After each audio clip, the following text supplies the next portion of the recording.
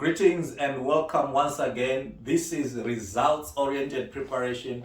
I'm Ken, and today we have a great buddy of mine, Mr. Thato Serumula. We are in the fourth industrial revolution, and because of that, I brought an expert today who will unpack to you what it means if you decide to go into a career that is IT related. Life has changed. We are talking about the Internet of Things, and everything has become digital and internet based. Now, before we go ahead, please make sure that you share the video, subscribe, or hit the notification button.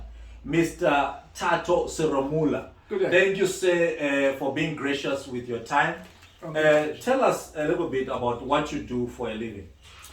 Okay, I work as a computer systems analyst for a corporate, private hospital corporate in South Africa. And can you repeat that again? The job title? The job title is a computer systems analyst. Okay, essentially we design computer programs for the business and maintain and support the computer system and how it runs with information, how the business minds then make decisions is based upon the programs that we write and the solutions that we provide to whatever business problems they get presented with in the health. And what sort of satisfaction do you derive from your job, or are there any displeasures, if any at all? The satisfaction is essentially doing what I love. I love working with logic, understanding things at the lower levels, and so that's where the satisfaction is. There's a lot to enjoy about the job, especially even with the dress codes as well. It's very relaxed because we're not in the front line dealing with clients. And so even from a financial perspective, there's potential for it to also grow exponentially. I'm content in what I do. Displeasures, there's ever so often the pressures that come with any pretty much business where there's a lot of miscommunication between business and the systems analysts or developers. And so deadlines are always like yesterday, and so you gotta work through the wee hours of the night just to deliver things. But nonetheless, it's enjoyable. The ups and downs of it are when you are well rounded in them, you can adjust very well. Okay, with the pandemic, we have seen a lot of people migrating. Offices have moved to home. And how are you managing to balance the home with work? Are you working from the office now, or are you still? I'm still working from home, and I have been for the last, I think it's 2.5 years now. Okay. Yeah. So it had to come with a lot of discipline. Just being able to draw the lines between some of the non-negotiables, one at work and non-negotiables at home. So for example, things like Sapa is always between 6.5 to 6. So by that time, I need to stop what I'm doing and then proceed to engage with family over Sapa. And then based on whatever other decisions that are being made in the house, whether we going out or whatever, I would then, either relax, watch TV, or go back to work. But it's all about discipline and knowing when to do what to do at the right time and in the right amount. Okay. Now please take us through your decision to follow this career path. What sort of motivation did you have? What guided your decision? What was the process in you making this decision from your matric into tertiary, moving into what you're doing now? What influenced that decision? In all honesty, when I left matric, or when I finished matric, I was a bit disillusioned in terms of what I wanted to do, because of the fact that I was focusing a lot on what I didn't have. So there wasn't too much of a financial support. And anything that I would have loved to go into required lots and lots of money. But through what I believe is the grace of God, got to speak to the right people who were then able to kind of point me in the right direction and see qualities in me that I myself did not even see. Most prominent is a maths teacher of mine who basically was teaching me in standard grade mathematics, and he saw the potential that I had. And upon finishing matric, the results came back and I had a conditional exemption, which meant I had to either upgrade my mathematics to higher grade or go repeat geography. And so he was like, you have the maths brain, come and spend some time with me, we'll speak to your parents, but come and spend some time and I will coach you into actually writing that maths exam. And I accepted, not knowing what that was going to entail. But it was the best and worst 2 months of my life, because I ate and slept mathematics and high grade mathematics, and actually came out with a B symbol afterwards. So from that perspective, then it was established that I do have a logical mind. And it was again in the middle of the year, what to do. My mom, being in the right place at the right time, was then able to hear of a computer programming school that was open and the opportunities that lay in there should you be successful. And so that's where I enrolled. Then I listened to my mom. And so my path was then set to do computer programming school and did very well. Eventually, upon finishing that, was then put in the channel for what I now call a career. Okay, seeing that we had this math teacher that you had sort of played the role of a coach, right? Like Yes. career guidance. Now we see a lot of schools these days don't have probably someone who does that, a career guidance counselor, Yes. or a lot of kids from impoverished backgrounds do not have such an opportunity. Would you say that career guidance is a critical item within a career path of a student moving from one type of, from, for example, secondary to tertiary and onwards? I would definitely agree. Because one, there's a lot of things that you don't get to know about yourself, but it is through interaction with others that a lot of the qualities that you possess can come out. Having somebody who's gone the path before is always important, to can then give back to those that come behind them. To say, look, you are like this, you good with that, you good with that, consider X, Y, and Z. It's not about saying, just because you like nice things, go be a builder, you understand? But it's simply just saying, that's one possibility where you can go to. You as an individual will still have to make the decision what you choose, but it is informed, because those who have gone ahead of you, who understand the qualities required, are there to say to you, do this or do that. Okay. So it's essential, yeah. In building your career to where it is now, what sort of challenges did you face, or frustrations, and how did you overcome those? I think in terms of frustrations, I would say is in IT, there's quite a number of areas that one can go to, let alone the languages that one can learn. And so, and again, on top of that, you find that it's an industry where you can learn by yourself. You understand? You don't need to have too much of that formal education, but you can develop the language that you learn by yourself at your own pace. So the frustration comes in choosing the career path that you're going to follow, because there's so much available. I mean, you can go into networks, for example. You can go into building computers themselves. You can go into computer programming. And you can go into systems analysis, which is just basically understanding how systems connect to one another and to third parties as well. So it's just making the right choices around that. But to a large extent have relied upon the businesses that I've worked for in terms of what are they looking to accomplish, what role can I play in them, and as soon as that role is no longer available for me to play, then I would then have to look somewhere else where then I can apply myself. Okay. As a father of teenagers yourself, and also looking at teenagers in general, right?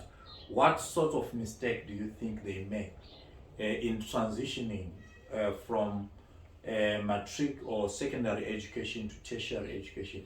What do you think are the mistakes that they make when they make this transition?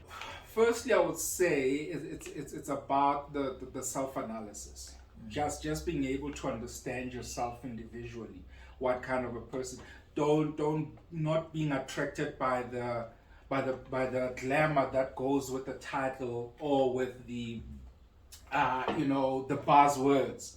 Understand? You need to know who you are personally, and the need to be humble. For me to get to where I am, I attribute a lot of it to basically listening to my parents. My parents said, look, I'm taking you out of the school and putting you there. I said, yes, mom. There's this computer school that can open doors for you. Yes, mom, I went. Understand? And so to a large extent, I didn't get to the place where I thought, I know everything about the world, and therefore disregarded what influence she was bringing into my life. So it's important that you stay grounded and indeed understand who you are personally before you can move into those areas, because as soon as you get frustrated there, it's the very same money that you took from home that will have gone to waste. Understand? So it's important as well that you stay committed and stay the course of whatever you're going into. Just because it's frustrating, you can't just always give up. But push yourself as far as you possibly can. Okay, suppose someone wants to follow your career path, right? What sort of things should they, landmines on the way, should they look out for?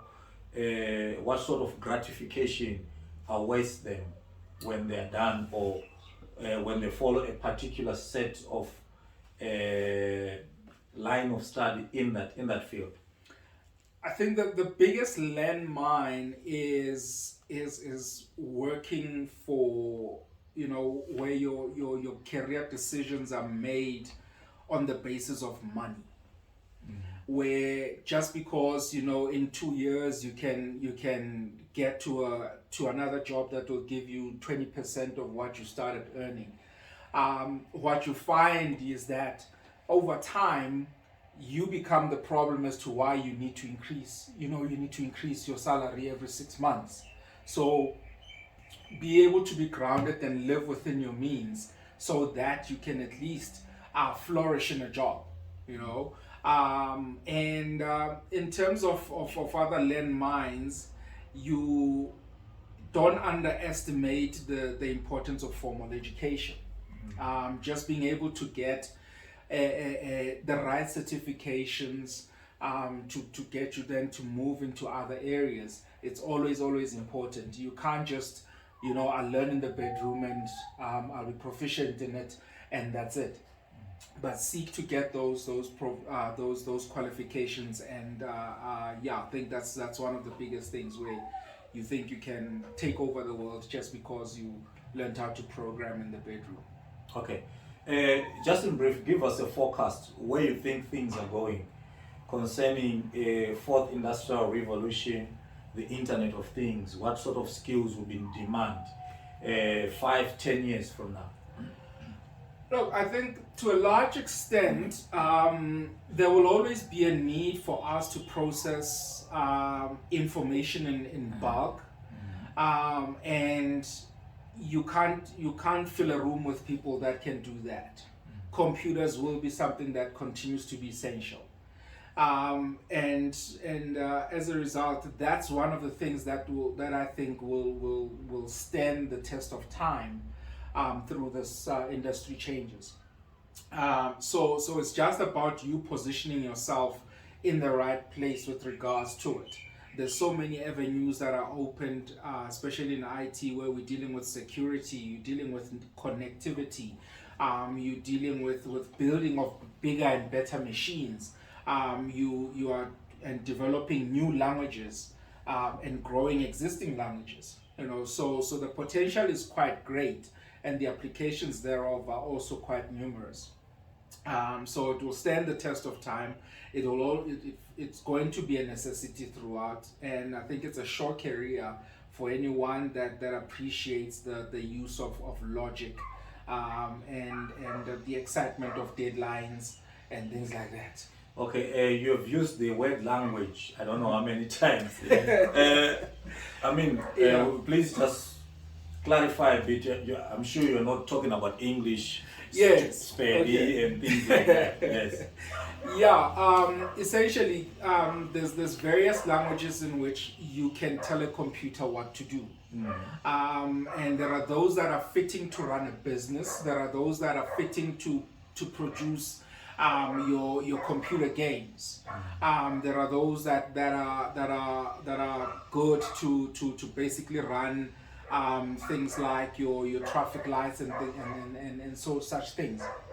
So it's about you being able to find the one that truly speaks to you, that excites you, and gets you into industries that you can work in. I mean, for me, for example, I'm an ABAPA, which is an ABAPA. So which is ABAPA. Did you hear that? ABAPA. So ABAPER. ABAP means advanced business programming. It's an advanced programming language. So developed in Germany by the company SAP, and it's primarily geared towards running businesses. So some of your big businesses in South Africa that are using SAP systems would be your SAB. The banks are using them. I know BMW as well is also using them. So it's a business orientated programming language that looks basically to computerize business rules, and that you seamlessly don't have to worry about a lot of things that are needed in the business because they are already integrated into the language itself. And it doesn't even feature in the top 10 languages that are around. Your Python is a language, your C and C++ are also there, your Javas are also there. Those are the languages that computer, each one has its own pros and cons, but it's about understanding them and knowing which one best suits who you are. Oh, that's a mouthful. Certainly, we are going to need to bring him back. We are going for him to unpack all these languages. Sure. Lastly, sir, the proverb, as a man thinketh, so is he. How would you use it to give advice for someone who's just finished matric last year and going into tertiary education? The way I would like to look at it is, for me, it's talking about the source of your thinking. What influenced your thinking? If your thinking is influenced by the world, you are going to formulate all that you do based on the world's perceptions, and that's what you will become. Okay. But if you get a true source, for example, a true source of truth, which is from a spiritual perspective, God, then when you make your decisions using Him as your source, the person that you become is exactly who He has made you to be. So from that perspective, it's about, one, realizing what informs the decisions that I make, because whatever does that, it's what you are going to end up being a proponent of. Oh, that was Mr. Thato Serumula unpacking for us IT and the Internet of Things. And please don't forget, like the video, subscribe and hit the notification button so that you can get the new and exciting content that is coming your way. This is results-oriented preparation. We'll see you in the next video.